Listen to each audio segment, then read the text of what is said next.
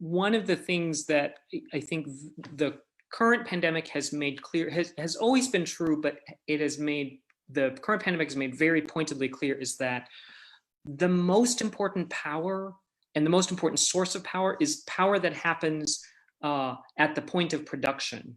And we need to think about production broadly, right? So it's not only paid production, but it's also the production upon which capitalism depends in terms of caring for our communities, right? So unpaid reproductive labor that keeps our communities going, as well as, of course, unpaid ecological or ecosystem labor that's occurring as well.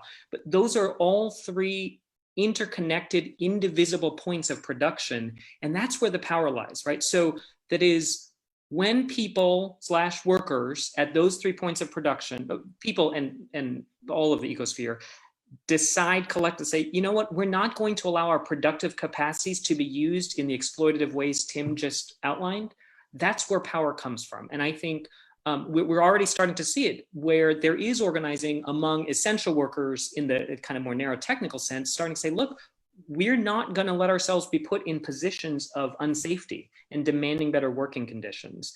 The Amazon workers, grocery workers, there is a kind of new militancy. So capitalism has had to admit something in naming certain workers are essential.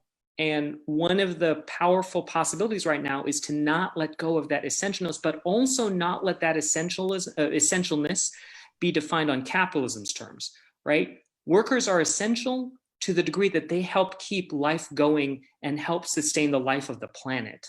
Not to the degree they keep profit going, but to the degree that they sustain our collective life possibilities. That's what makes workers essential, and that's where power comes from, is not letting capitalism define that essentialness, but rather defining it in terms of our care for each other and our liveliness with the entire planet.